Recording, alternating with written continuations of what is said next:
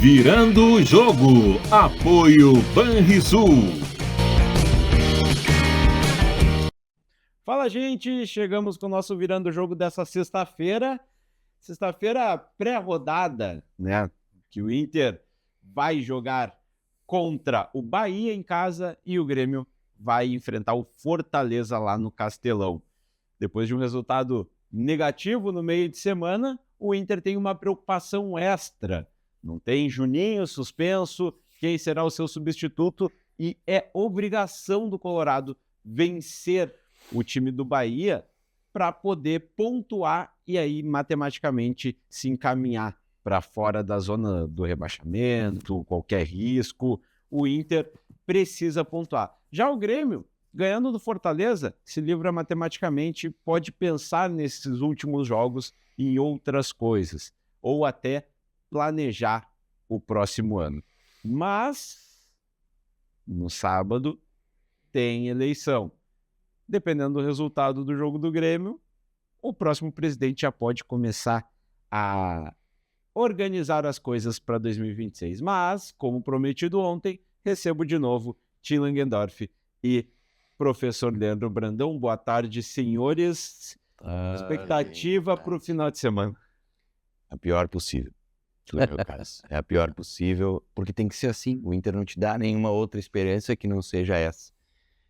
Vai ter que ser na raça. É muito triste a gente ver os jogadores tendo que apelar para a torcida ir ao estádio de novo, porque eles são os únicos que talvez alguém ainda escute. Parece que cada vez que um representante do Inter fala, menos torcedores têm vontade de ir ao estádio, mesmo com uma promoção de ingresso mantida. Eu espero que a gente tenha aí pelo menos uns 30 mil no Beira-Rio, porque a única esperança do Inter é realmente o seu torcedor nesse momento.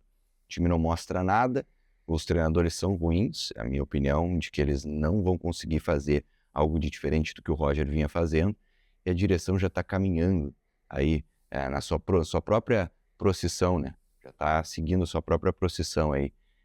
É um ano a mais essa gestão, se não cair. Se cair, pode ser que tenha renúncia. É complicada a situação no Beira-Rio.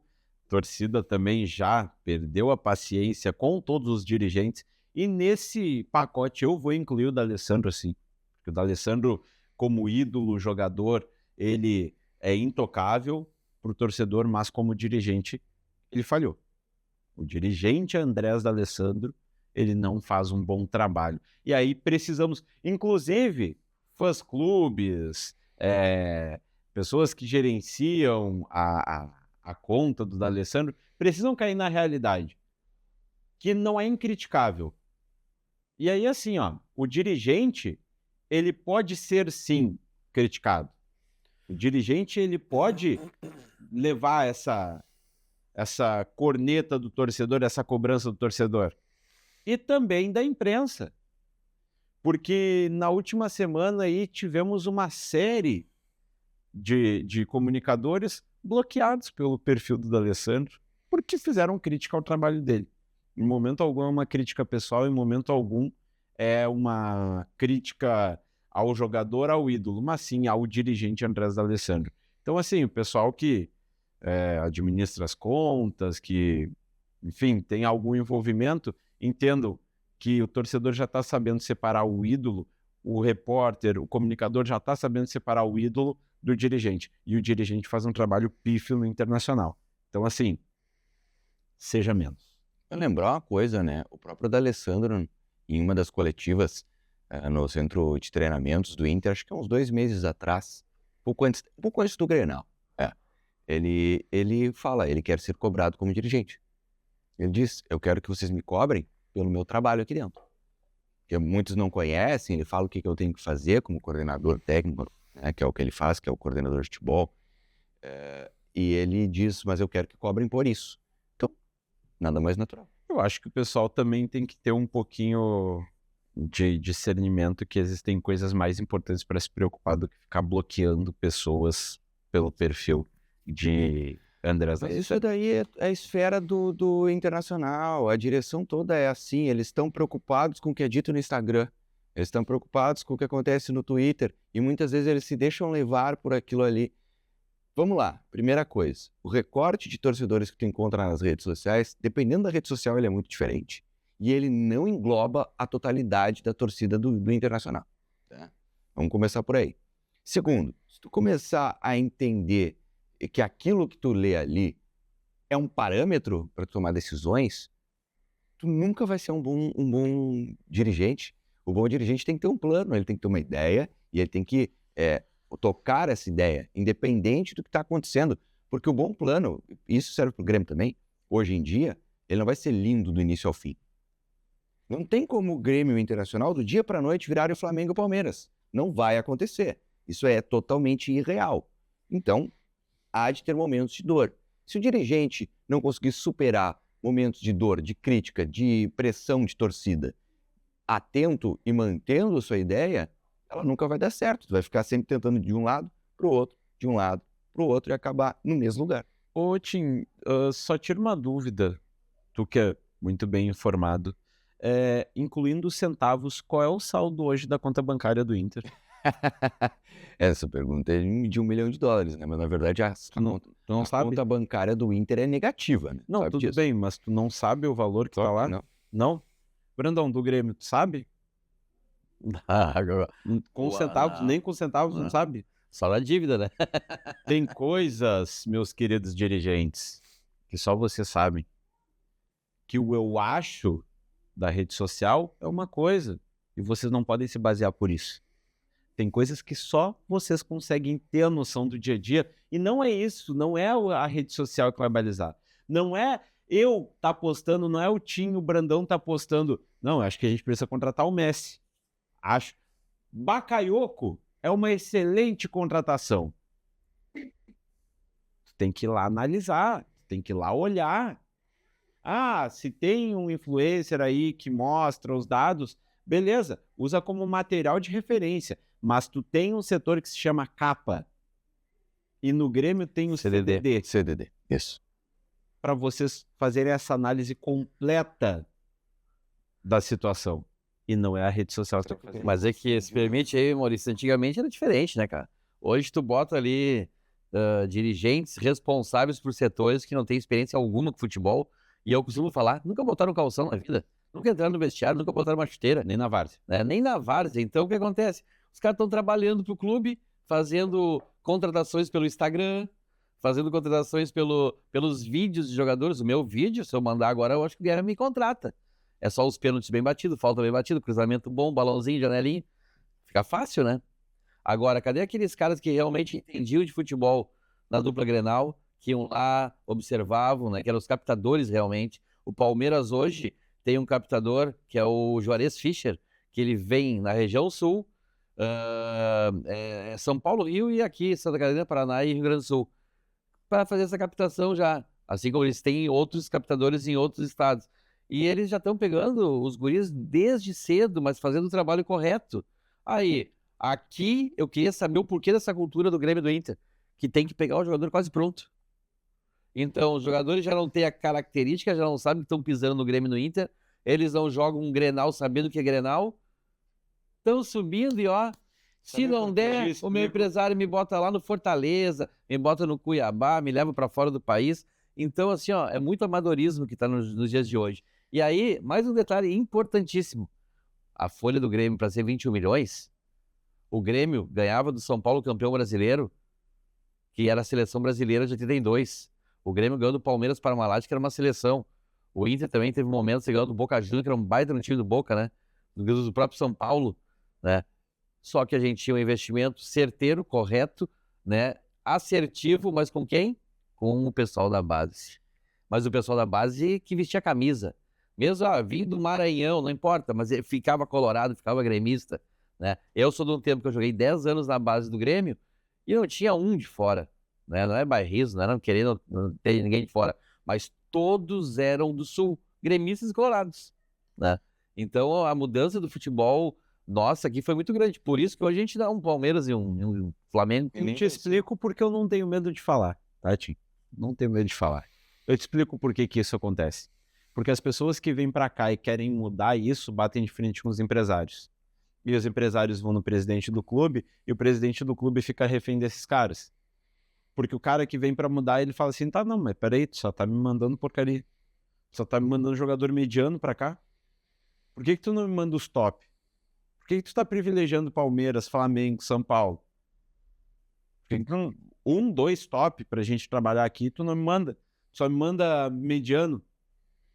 E aí o cara que vai cobrar os empresários disso, tentando melhorar a base, ele é mandado embora. Ele é chutado porque Deus o livre brigar com o cartel de empresários do futebol brasileiro. Porque, desculpa, eu posso usar a palavra cartel tranquilamente. Porque o futebol brasileiro ele vive em roda de 3, 4 empresários. Que são donos da maioria dos jogadores. Dos bons jogadores, né? Dos jogadores de elite. Exatamente. E assim, tem um ponto também. Esses times devem a esses caras. O Grêmio e o Inter devem a esses caras. Por isso que eles não podem bater de frente. Eles têm uma dívida enorme com esses empresários. Não, e aí é no profissional, é na 20, é na 17, é na 15, e aí os caras têm 30 jogadores no clube.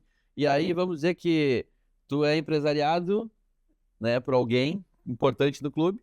E eu não, passei ali no teste ali na Restinga, passei, tô no grupo. Mas eu não vou jogar, mesmo jogando melhor. Quem vai jogar é tu. E eu vou dizer, nos últimos 6 anos, essa estrutura ficou tão preparada para isso que os times daqui do Sul, eles estão aí nessa segunda camada, né? Às vezes na terceira, dependendo do empresário, coloca como um time de terceiro escalão na hora de escolher para onde mandar seus atletas. Só que, ao mesmo tempo, se tu começa lá, como quem falou, então por que não começa nas escolinhas? Não sei. Quem sabe a gente descobre os nossos elite aqui e mantém os caras até o final. Aí tu chega na idade dos 16 anos, que é a idade do primeiro contrato, e o Palmeiras vem com a grana. Pum. Não, Pronto. e os Fez, empresários aí. já estão ali em cima do cara, né? Claro. Já estão em cima. Então é muito difícil. Por exemplo, o Gabriel Carvalho no Internacional, ele só entrou no time profissional e foi vendido porque foi com 16 anos. Se fosse com 17, ele começa, né, a virada dele de 16 para 17. Se fosse 17 para os 18, ele não teria jogado no Inter. Ele teria jogado em outro clube grande do Brasil e teria se vendido por ainda mais dinheiro. E aí a gente pega aí várias contratações que o Grêmio e o Inter fizeram de extremas, de volantes, tendo na base, né? O Grêmio, por exemplo, teve na Taça São Paulo agora a última, que o Kaique se destacou muito, né? Volante, e com força, velocidade, recuperação, saía jogando bem, camisa dentro do calção, meia pra cima, lançava bem, tinha um bom passe, desarmava. Pô, era o volante que a gente estava precisando no clube. Aí trouxe Camilo, né? Manteve o Dodi, claro, agora trouxe o Arthur, né? Mas trouxe o Coedjar, que nunca conseguiu jogar. E tinha o cara ali, né? Muitos defendem, mas se não vender agora, depois lá na frente não vai vender, porque a gente não sabe se vai dar certo. Mas eu vou falar pra vocês, eu vi Foram 4,5 milhões de dólares, né? Foi pouca coisa. Eu vi um Grêmio e... Assim como o Cuiabana, que foi meia dúzia de dinheiro também. Eu vi um Grêmio e São José. Estreia da Copa da Federação Gaúcha contra os profissionais do São José, tá? Os profissionais, time que tava jogando a Série C ou Série D, não lembro na época. Kaique, com a faixa de capitão. Do ano passado? Faixa de capitão, camisa por dentro do calção, meia lá em cima. Dominou o meio campo. O jogo era dele. Ele fez uma copinha muito boa também. O jogo era dele. Então, assim... E aí, depois teve problema de renovação, né? Teve problema para renovar o contrato. Essa é a idade. A idade dos 16 anos, o contrato profissional. O Grêmio não queria pagar o que ele queria, o empresário queria. Esse é um mundo totalmente diferente do que era antigamente, né? Quando não existia a figura do empresário, sei que é importante para hoje o jogador se tornar profissional, né? Meu tempo não tinha empresário. Eu fui indo até os juniores ali, e quando fui dispensado do Grêmio, fui lá pro São José e acabei jogando lá.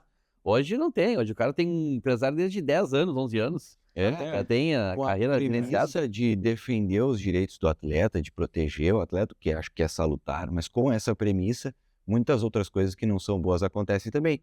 Que é esse o caso do cara, do empresário se tornar um grande comandante de todo o futebol, e ainda por cima tem menino hoje, que se o cara joga bola mesmo e o cara sabe usar as redes sociais, tem menino aí com 14 anos que tem 1 milhão de seguidores, gente. Não, e assim, o que tu acha que passa na cabeça desse moleque?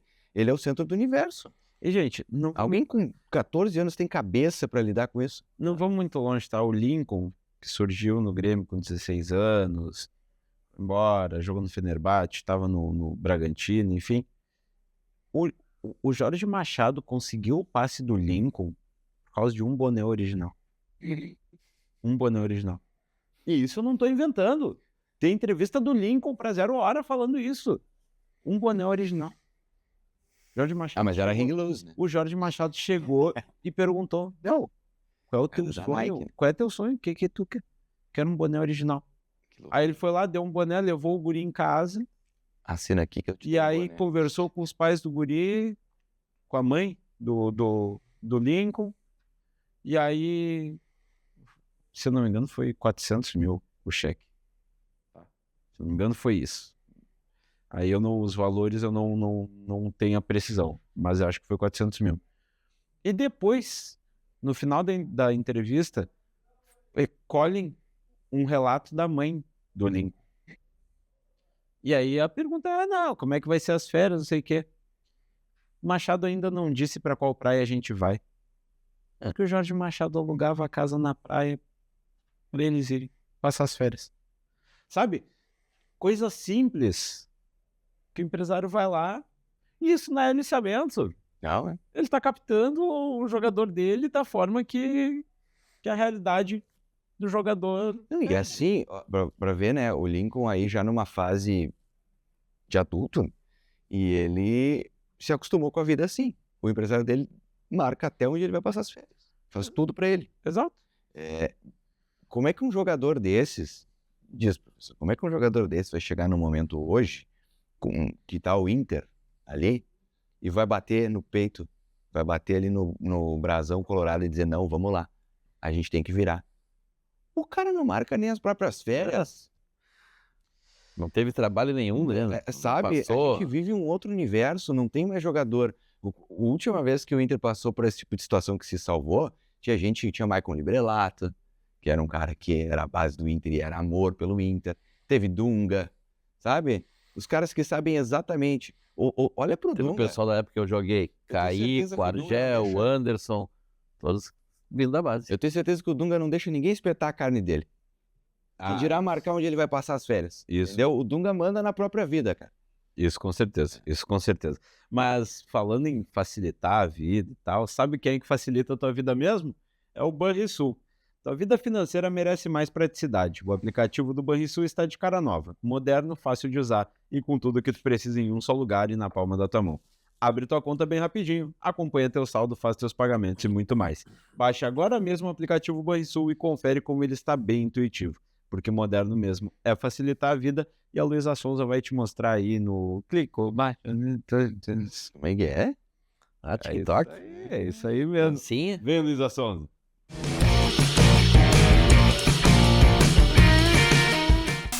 Clicou, baixou, brilhou. Clicou, baixou, bombou.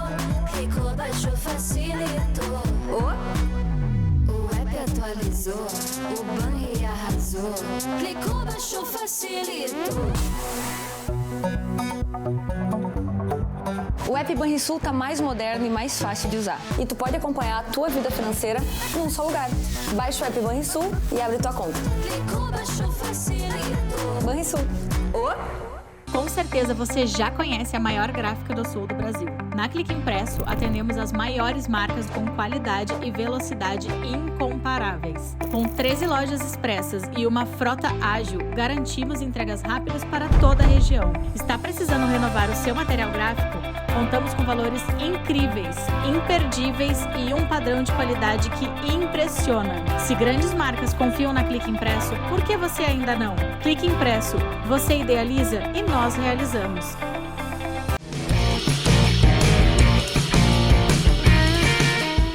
Voltamos com o nosso Virando o Jogo para a reta final agora. Eu tentei. Eu juro que eu tentei. Não briguem comigo. Não falar dos jogos do final de semana. Não tem o que fazer, né? Porém, precisamos.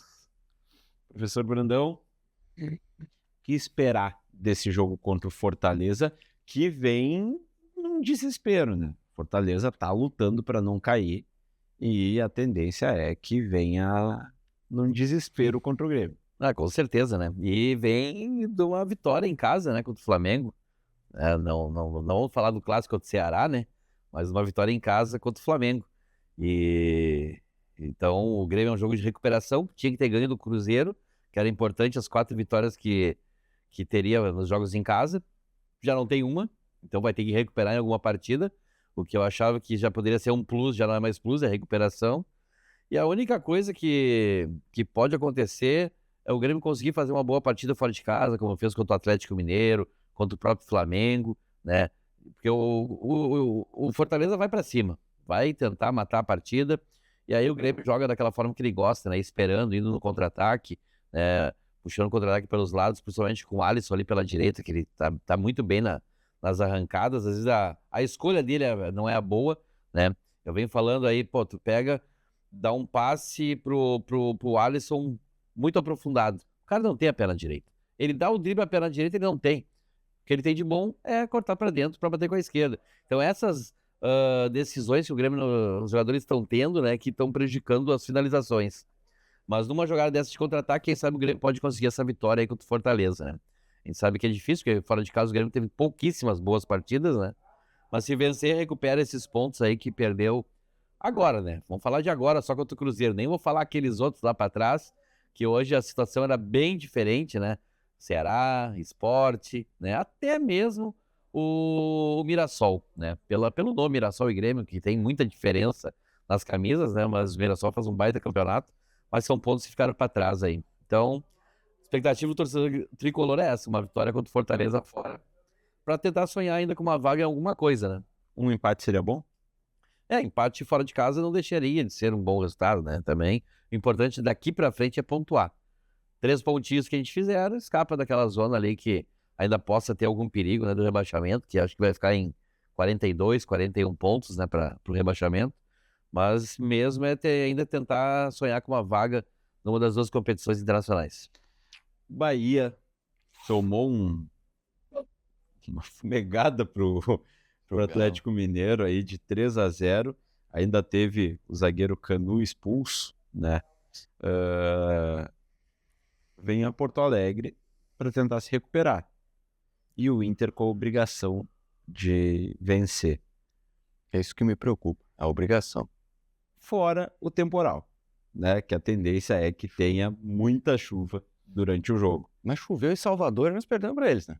Exato. Então, até aquela mística de que o Inter é o Ayrton Senna na chuva, com a McLaren vermelha e branca, acabou, né? O Inter nem na chuva mais consegue nada. Agora, o jogo, se a gente pegar... Vou tentar ser otimista aqui, né? Tá difícil, mas... Pega aí o recorte dos últimos 4 jogos do Inter, que começa justamente contra o Bahia, lá em Salvador. A derrota por 1-0 lá foi o jogo talvez o menos pior que o Inter fez. Dessa sequência horrorosa aí, que perde para a Fluminense também, empata com o Galo em casa com um jogador a mais por 70 minutos. E ontem, domingo, né? Aquela palhaçada contra o Vitória. Agora, isso é o suficiente? Eu não sei. Eu não sei se é o suficiente para vencer o Bahia. Agora, o Bahia é um time que ele, apesar de estar lá em cima, ele é um time oscilante, né? O time do Rogério Ceni. Em nenhum momento a gente consegue cravar que ele vai fazer um grande jogo. A gente viu na Libertadores o quanto eles pareciam que iam ser os líderes do grupo, de repente deram uma degringolada, acabaram nem classificando, foram para a Sul-Americana. Então, assim, não pegaram nem a Sula, né? Ficaram em último, né? Eles... Acabou o Nacional do Uruguai, eu acho que fica com a vaga. Isso. Enfim, mas é um time que oscila. Só que o Inter não oscila, o Inter é sempre ruim. O Inter não tem conseguido nem fazer bons jogos. O último foi contra o Botafogo. Para mim, a única esperança que existe é o Bahia estar num dia terrível e o Inter achar um gol. Porque hoje, o resultado mais plausível é um empate. Eu acho que perder em casa não vai para o Bahia. Que em casa, o torcedor está indo, às vezes o número não é grande coisa, mas é sempre apoiando do início ao fim da partida, e isso tem dado resultado. Venceu o Botafogo, venceu o Sport, empatou com o Galo, então o Inter não tem perdido em casa. Eu acho que não perde para o Bahia também. Mas para ganhar tem que ter alguma coisa, né? Tem que acertar o alvo, né? Ninguém no Inter acerta um chute no gol, então fica difícil. Professor Brandão, obrigado. Considerações finais e palpite para os 2 jogos. Grêmio 1-0, né? Golzinho no contra-ataque lá para conseguir esses 3 pontos e 0-0 Inter e Bahia. Grande abraço a todos, até a próxima, hein? Tim Langendorf. Aí eu acho que vai dar 2-1 Fortaleza lá, porque em casa eles vão dar a vida, né? É o último jogo e o Grêmio tá com uma defesa bem fragilizada. Queria poder apostar Vou apostar na vitória do Inter por causa do pênalti. Alan Patrick de pênalti 1-0, segundo lugar. Sem meu pênalti, não viu? Olha, não Meu posso pênalti, discordar. Meu pênalti, minha vida. Pessoal, estamos chegando ao fim, então, do nosso Virando o Jogo. Meu palpite, tá? 1-1 Grêmio e Fortaleza, 1-0 Inter no Bahia, no Beira-Rio. Segunda-feira, tudo com o Barbosinha. Aliás, semana toda que vem, tudo com o Barbosinha. Eu estarei em compromissos pessoais fora do Rio Grande do Sul. Volto, então, na outra semana, na semifinal da Copa Seg. No final da Copa Seg, junto deu nisso, ó. A semi. Vai nos O Denilson desfalcar está no na domingo. semi. Não, domingo ainda eu vou estar aqui.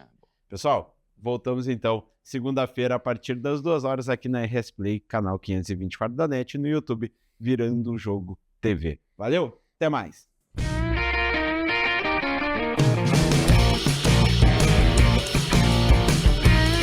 Virando o Jogo. Apoio Banrisul.